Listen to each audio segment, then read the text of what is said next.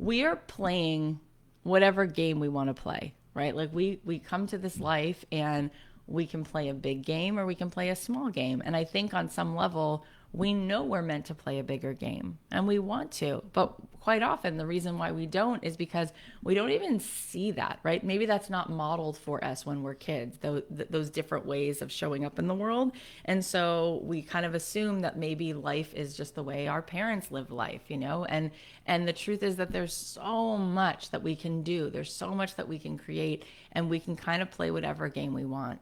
So I want to start today with where we actually are, right? And it's really important to check in, you know, like I feel like even if we've had this conversation before, we can only get to where we're going if we can map from where we are right now. So I want you to get a piece of paper and a pen or pencil. And if you don't have that handy, if you're watching on a desktop, I guess you can do it from your phone so that you have something to write on.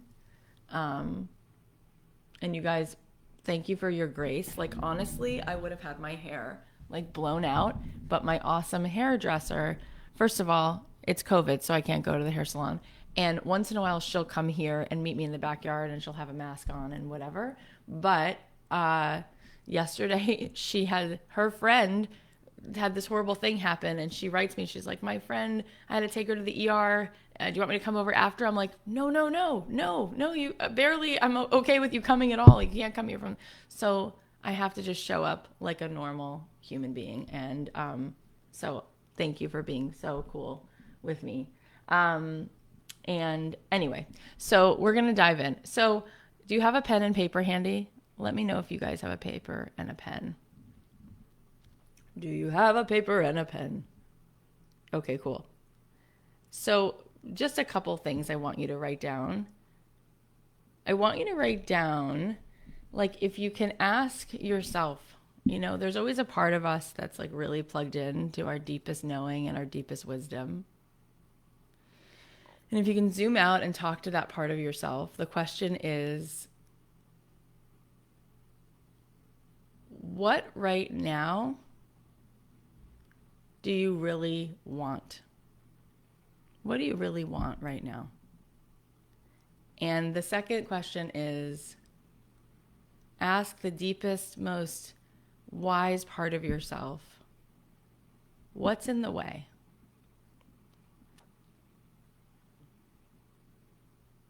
What do you really want, and what's in the way? And your subconscious knows all. So you don't have to force the answers. Just write whatever comes up.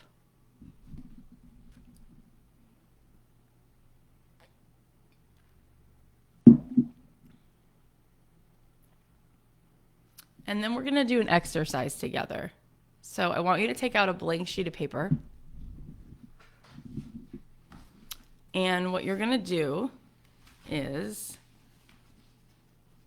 you are going to, where is it? Okay, now please don't laugh at my drawing because that's not something I claim to be good at. Okay? What I want you to do, again, don't laugh. Look how awesome my drawing is. Look how awesome I am at drawing. Okay? All right. You're going to take out a sheet of paper and you're going to interpret this however you want, okay? You're going to draw a bridge from where you are to where you want to be. And again, we're just playing with the subconscious here. You're going to be like, Kath, what the heck? I don't know where I am. I don't know where I want to be. You're just going to go with it. You're going to draw a bridge from where you are to where you want to be. And then you're going to name where you are, and you're going to name where you want to be. And then underneath, you're going to write a few sentences about what direction, you know, you want to go, and you're going to describe it a little bit. So I drew this, and here's my bridge, and then I drew the arrow, so I'm going here, and then I kind of explained what the heck it's about. Just take a couple minutes and just do that. I love it. Brian's like, made to drew this, made to draw this. What are you made to draw?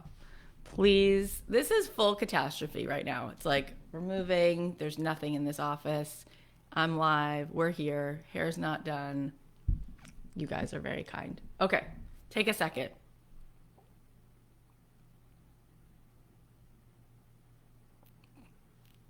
So if you're just joining us, we're drawing a bridge from where we are to where we want to be, and you're just going to write a few sentences about it.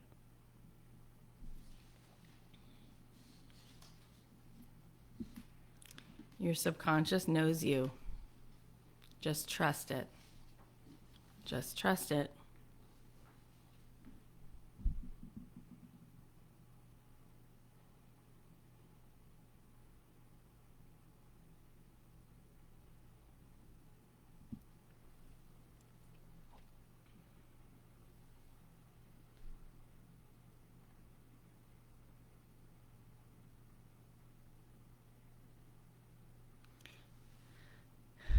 Gabriella, I love that she said future and present.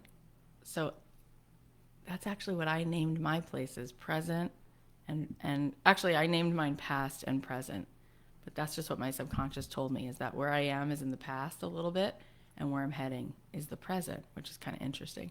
But you can call it whatever you want. You could call one thing yellow and the next thing purple, or one thing you could call it, give it a name. It could be anything made to color. Love it. Oh my God, Sari, I love that. She said, I'm going from the Dungeon of Doubt to the Impact Islands. Sari, you just made my morning. That is epic. I love that. I love that. And Jennifer, I love that. Behind and forward. I love that too. If you feel like sharing, share. And, just kind of say a little bit about what you called it or what's coming up. Natalie said, mine went from weather, for some reason, foggy and sunny. I love that. Dreamer and achiever. I love that too. In my thoughts to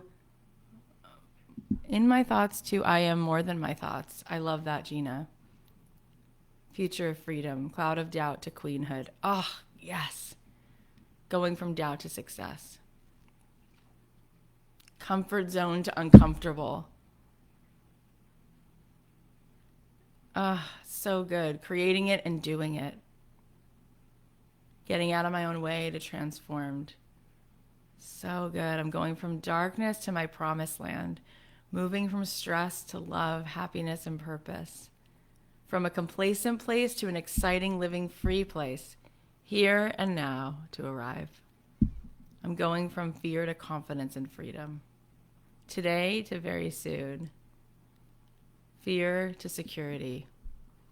Oh, that's so good, Rachel. From ancestors' journey to my right path.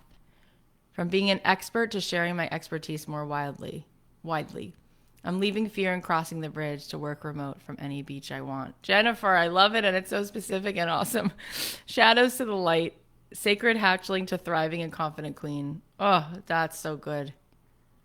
Becoming my own map maker. Celeste, I love that. Chain to freedom. From discouragement to fullness and joy. Oh my God. Mine went from ego, she says, to ego free. Beautiful. Going from pushing to flowing. Oh my God, I love that too. Yes, stepping into the flow. Scarcity to a bountiful life. Yes, yes, yes. From feeling trapped and owned to soaring in my life on my terms, unstoppable to prison to freedom. Oh God, do you see how we know? We know so much. So often we are looking everywhere but in here for the answers. We're looking outside. We're looking. Somebody tell me. Have you ever wondered, why you have the most insight, often with your eyes closed? Like in a meditation, a lot of times your eyes are closed. When you pray, sometimes you close your eyes. When you make a wish at your 7th birthday, you close your eyes. The answers are in here. Always. And when you ask yourself these questions and you trust yourself, they're right there. The answers are right there. And over the next couple days, we are going to talk about strategic things that you can do. And I think light bulbs will go off for you. And I think you'll be like, that's so valuable. I got a lot out of that. I'm going to write that down. I'm going to implement whatever. That's great. I hope you will. But so much of this is that intangible that you're sharing right now. And it's really an energy shift. It's a paradigm shift. It's moving from old trauma into the abundance, into the flow. And it comes down to worthiness. You are worthy. You are assigned. And I can't say it enough. And the reason I could say this to you every morning and it would still feel like the right thing to say is because we've convinced ourselves that someone else is more worthy. And so we take ourselves out of the flow. You know, when people say I'm in the flow, that's that kind of magic where you're not in this place of controlling, you're not in this place of ego, you're not in this place of worrying about the outcome, you're trusting the whisper, and you are a soul at that point. And when I say you're a soul, it's because you go back to the you of you of you, and you shed the ego. And I was in a yoga class years ago, and my teacher said something so beautiful. It was my first time at her class, and we were getting into, the class, and she said, I invite you, take your seat, take a few breaths, find your center here. And then she said, I invite you to zip off your ego and place it next to you. And she said, I promise before you leave, you can collect it and take it with you if you want. But for now, you can just shed it. And when I say ego, I don't just mean like, oh, you have an ego, you're arrogant. That's not what I mean. I mean, the ego is all the things that tell us that we are smaller than we are. I'm 5'8", I have freckles. I am good at this, I'm not good at this. I play this role in this way in my family. I have these limitations. I am. When you strip that off, you come back to the you of you. And what you are is a soul. Think of what you are at the moment of conception.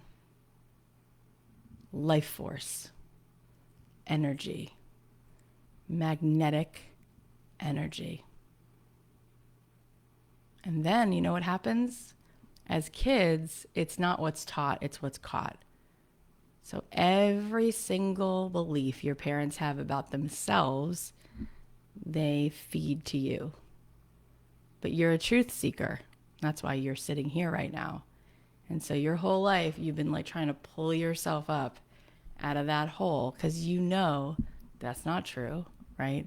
So when we step into the flow, we're not in an ego state, right? When Steve Jobs gets this whisper to fiddle around with this thing, and he has this like idea, he might just go to this guy's house and they're going to like work on this thing together. He doesn't know where that's going.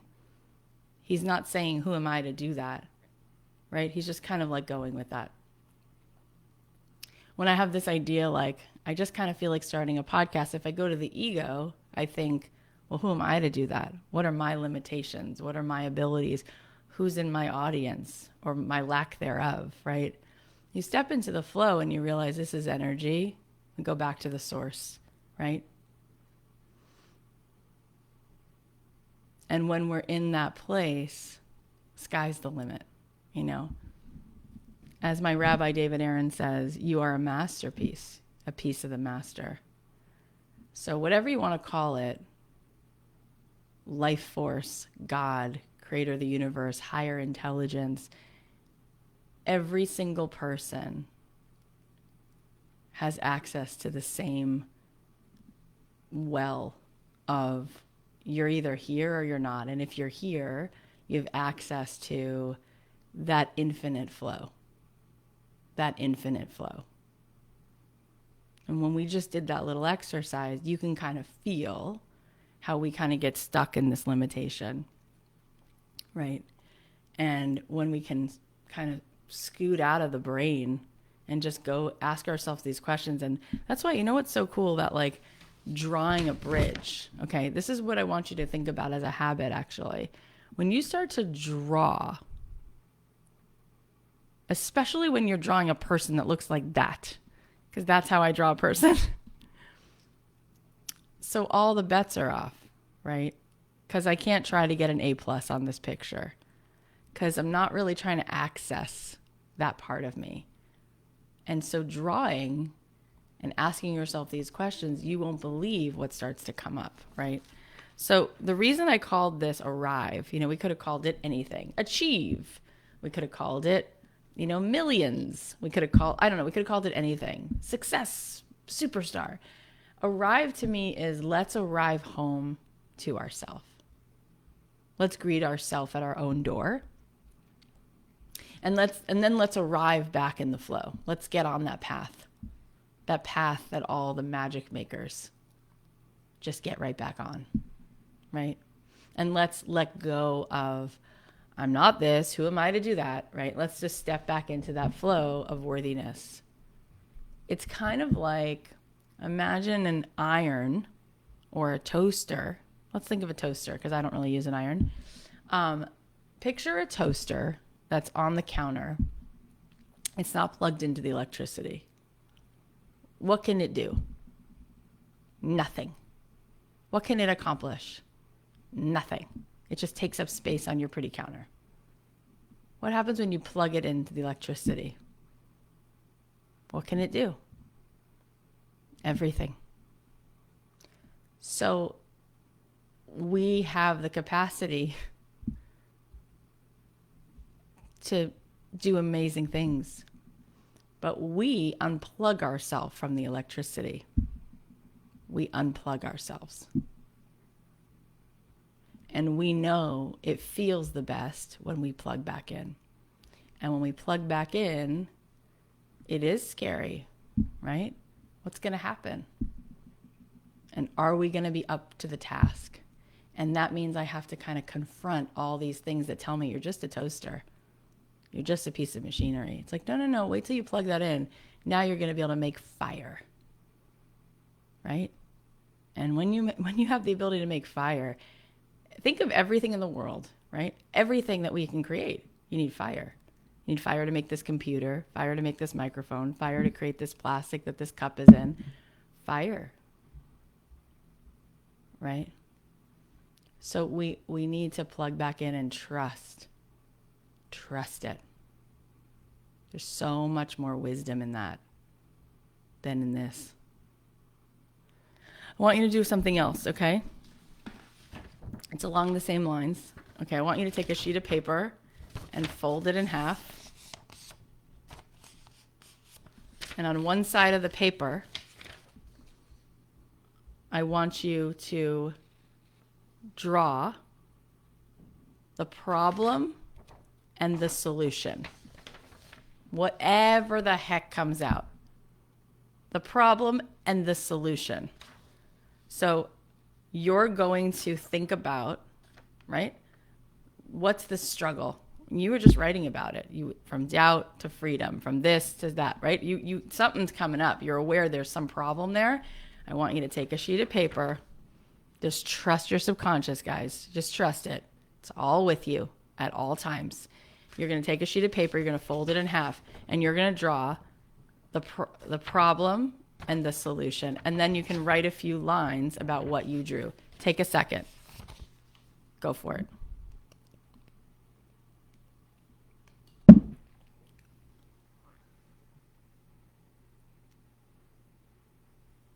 The problem and the solution.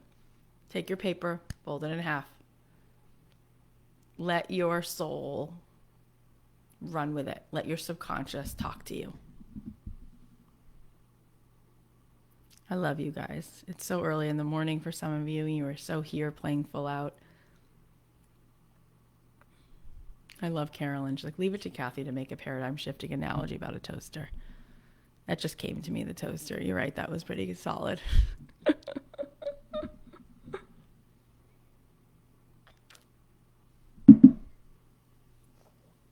The problem and the solution. I'm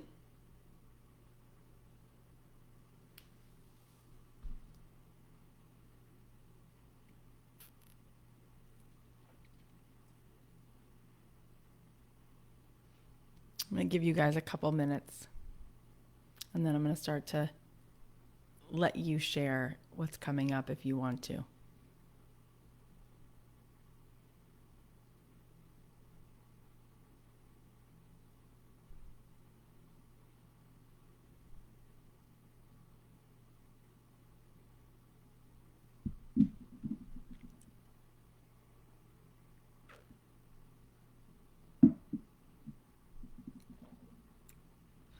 So, Donna, I'm only answering you and not singling you out. I'm sure a lot of people, if you're saying I don't understand.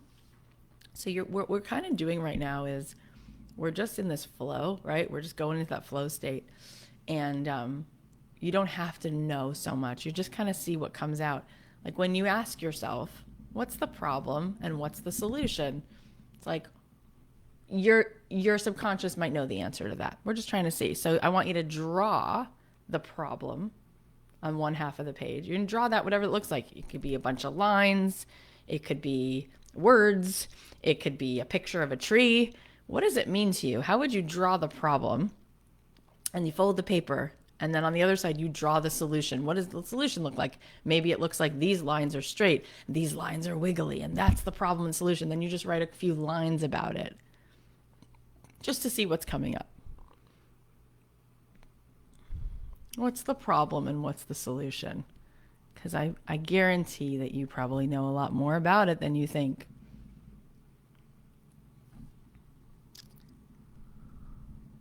So, what's the problem and what's the solution? And what's coming up for you? The problem I drew was me crying in front of a computer out of fear and frustration. The solution, calm the hell down and believe in yourself. I love that. Beautiful. The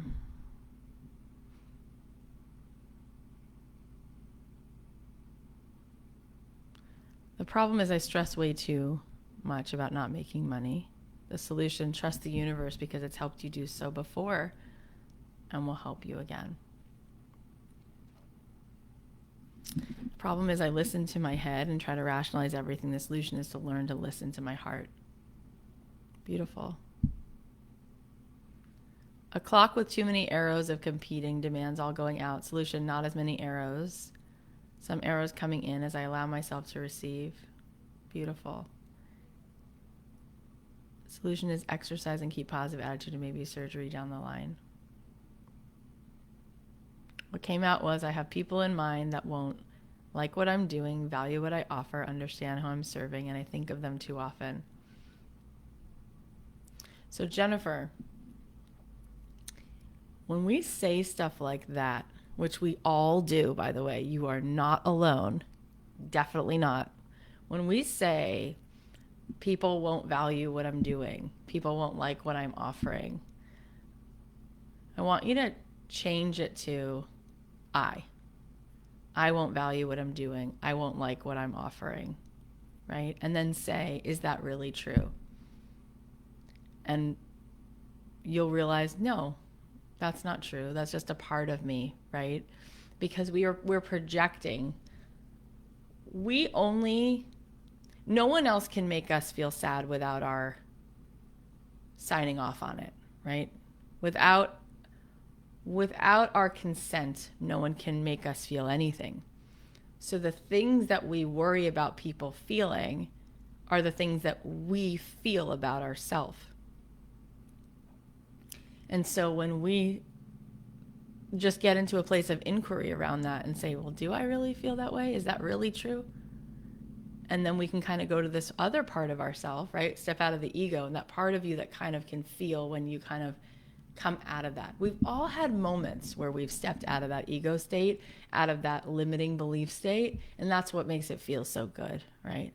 And there's a part of you that can reach that, right? When I was doing some mindfulness work years ago at UCLA, and my teacher used to say, happiness is always within reach. Equanimity is always within reach, because I've explained this to you before, but it's kind of like the ocean metaphor, right? Your brain, all these thoughts, all this garbage, which if you saw the movie Inside Out, unfortunately, it kind of has the control panel. Like unfortunately, it's driving the car, except that it's very superficial. Because if you look at a person, it's kind of like the ocean, right? The top layer is very choppy. It responds to the weather, to the moon, to the tide. All of that's kind of moving and moving and moving, right? It's kind of erratic. But the ocean is so deep and so wide and so massive that the very topmost outer layer is not really a good depiction of what the ocean is.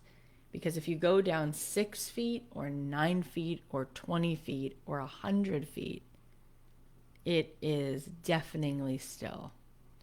And that is us. We actually have this ocean of strength and courage and calm within us. It's just our minds. And unfortunately, what we do is we identify with the mind as if that's me. I'm scared. I'm anxious. That thought, that's true. Just because you think something does not mean it's a fact. It's a thought.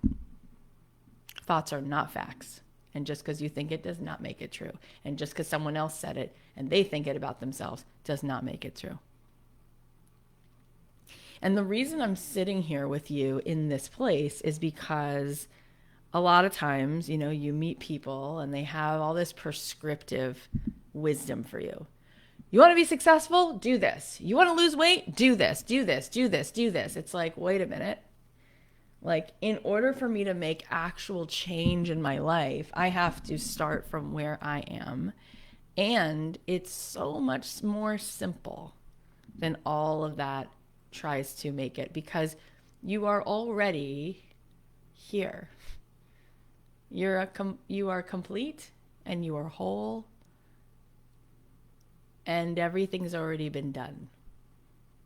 It's just an illusion, right? The mind is just playing tricks on you and making it seem harder than it is. You're like one thought away from just claiming your worthiness.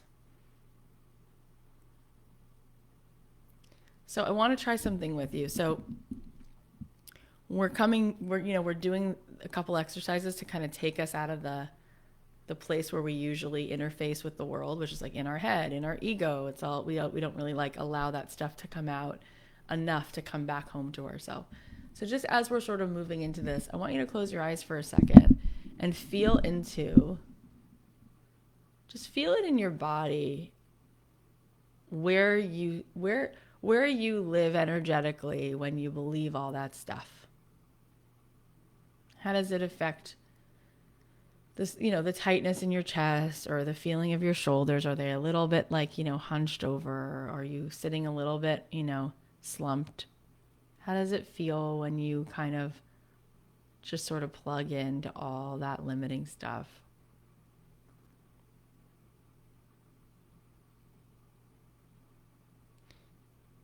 And now I want you to just see if you can rise up in your body. And how does it feel? Where is it inside of you? What's that feeling when you step into that flow state? That part of you that knows you're so much bigger than all that stuff. And that part of you that does believe in magic. And how does that feel? And do you feel yourself sort of sit up a little bit more in your chair? Do you feel something start to tingle or vibrate in your chest? Do you feel like a butterfly in your stomach? What does that feel like? Do you feel a feeling of like more expansiveness and openness?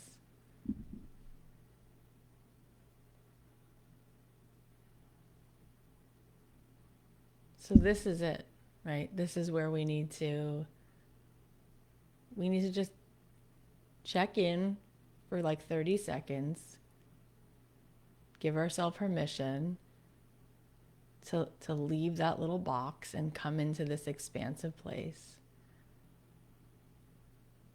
And now I want you to ask yourself, if you started your day like this every day, and then you ask yourself, what's one thing I should do this week? What's one thing I should do this week from this place, this more expansive place? What's one idea? What's one thing that I should do to kind of move me closer, move me stepping into the flow, into my potential? Just notice if there's an answer that comes up.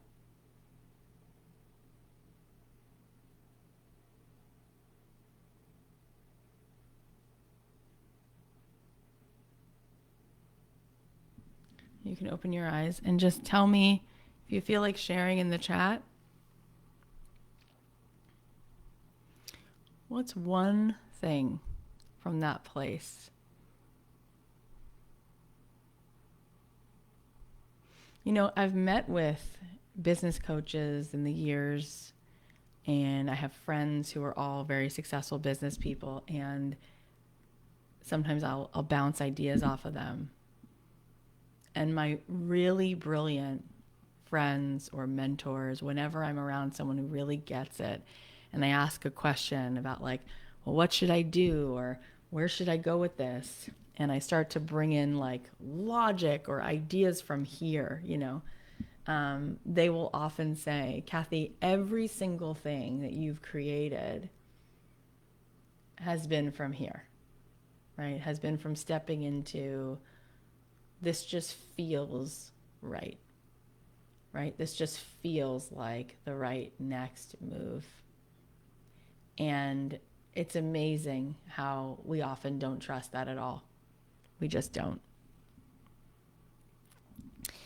I'm reading what you're saying. Tina said pray. Sarah said moving my body every day, walking, being outside, self-Reiki, writing the content, putting it out there. Go live more often and share. Yes. Record podcast episode 2. Yes. Birth a podcast. Yes.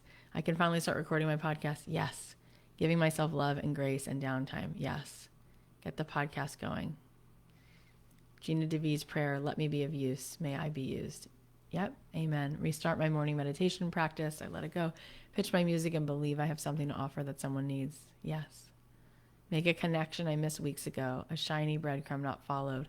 It's got a neon arrow over it now. Push out the podcast. Yes.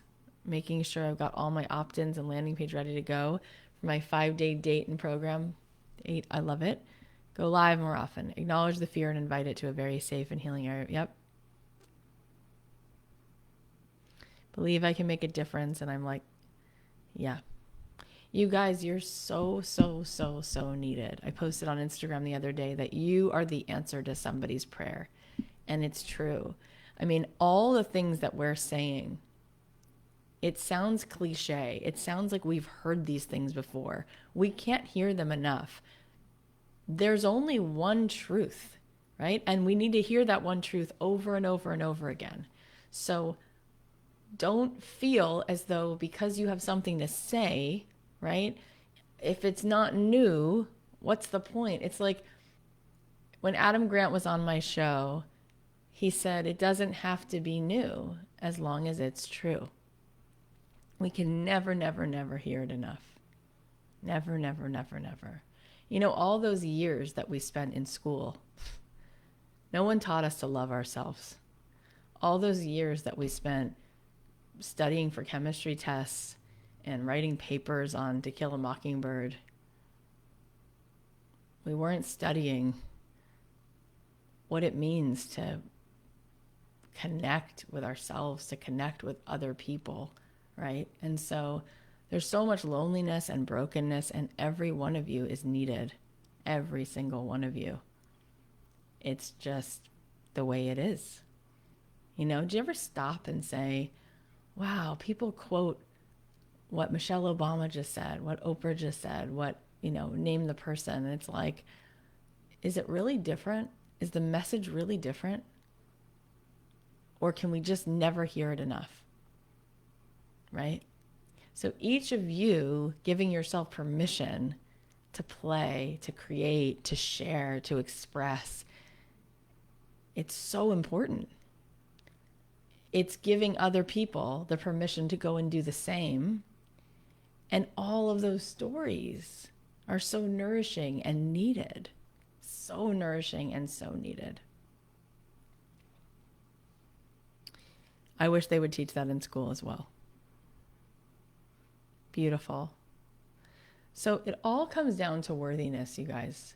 I was talking to a friend yesterday, and she was telling me what she's making as a salary, right? And she's making $27,000 a year. I said to her, you're like an indentured servant. Like, that's not enough money for you to even show up. Like, then you pay taxes. Like, and she was crying about it, and she's done so much for this particular organization. And what is that about? Right? That's about, there's a certain ceiling, and it's interesting, at every level there is this ceiling. Like, I have friends who make 7 figures, right? And they'll charge a certain amount, but then there's a certain place where like they won't allow in more. It's just fascinating. Once I was watching Oprah years ago, and she had all these women on stage with like a little dry erase board, and they each wrote down, she said, how much money would you want to make? And they each wrote it down. And then instead of showing it to each other, they showed it to the audience, right? So the audience could see it, but not each other. And it was just fascinating how different everybody, what people wrote. And some people wrote $75,000, and some people wrote $1 million, and some people wrote 150,000. And her whole conversation with these women is, you're all living, right, in a slightly different paradigm based on what you feel, how much you feel you can receive, right? How much of a capacity you feel you can tolerate. How much can you tolerate, right? Which it goes back to a feeling of like, how much am I worthy of? And what's really important to know is it's kind of like when you ride a bike, the only way to learn is just to do it, right? Like, there's a certain point where like you can look at it and you can try to assess and all this stuff, but like you will learn it just by getting on the bike. And so that confidence and that clarity and that courage comes from doing it. And really, it feels like you're an ocean away from the role you want in your life in terms of how you want to make an impact. It feels like you're an ocean away, like you have to cross an ocean to make the money you want to make the impact you want to make. And there's no ocean. It's like realizing that it's right there. Like, all you had to do was like literally your home, right? And that is just about the courage to kind of have the courage to just be like, I'm stepping in. If I was stepping into a place of worthiness, what's this going to look like? What am I going to say that I do without apologizing? What am I going to say that I charge without apologizing? What does that look like? If you weren't apologizing, right, what would you do? And what would you charge? And just notice how that starts to bring up all of this. Oh. So we are here because we've been assigned, we're needed, and we know it. And there's never enough conversations we can have about this, right? Yeah, Tina, you're right. Gina said she doesn't ask for permission. She gives it to herself in spades. Correct. And I said this to you those of you who are in my class, we talked about this at the beginning. And when we did the 5-day challenge, we talked about this. But when you think about yourself as an 8-year-old kid, like, think about her every day, really. And what's it going to take to just let her believe that she's enough, so she doesn't have to keep carrying these bricks on her back and paying the price and walking on her knees for thousands of miles. Like, at what point is she worthy to set that down and let the universe take care of her? Whenever I do breath work or meditation, whenever I'm sort of caught off guard and feel the breeze, or I'm in a situation where I drop in, the knowing, the whisper is, stop working so hard and surrender and see what happens. Maybe the universe will just carry you.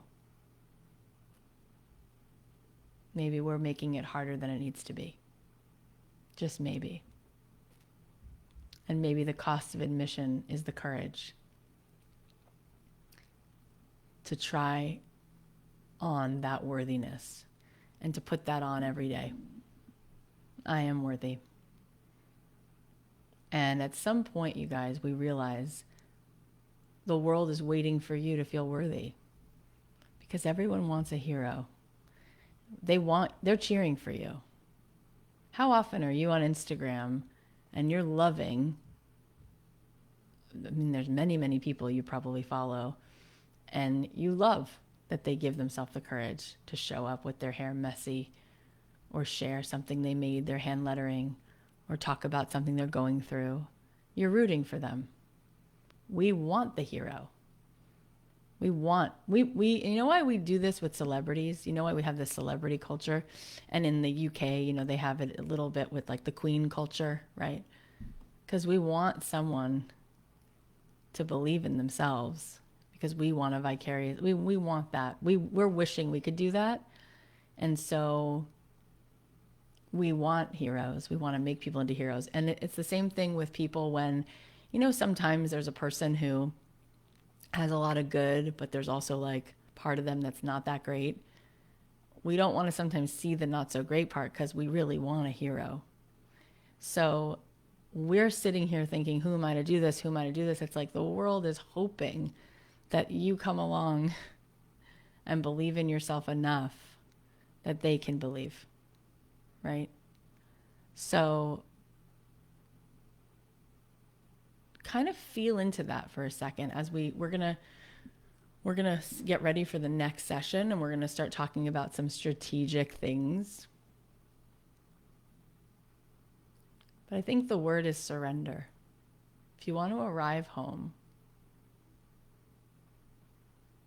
how can we surrender? And when you think about all of this stuff, it's really just to protect ourselves. Like, why do we believe all these thoughts? Well, because if I believe all these thoughts, I can keep myself from taking action. And if I can keep myself from taking action, I won't make a fool of myself. I won't get rejected. So it's all surrender, because all those thoughts, it's us not trusting, right? And we don't want to get hurt.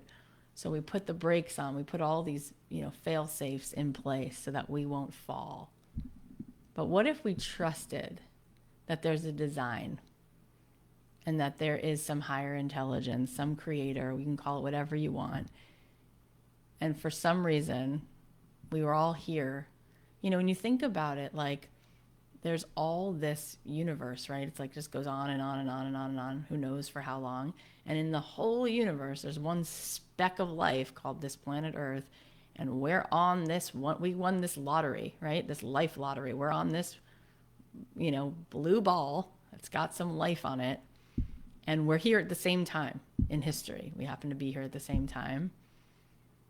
And we have this thing we want to do. What if, how revolutionary if we just surrendered and do it and trust that we'll be carried And the cost of admission is the courage to just give ourselves permission to be worthy enough to do that job.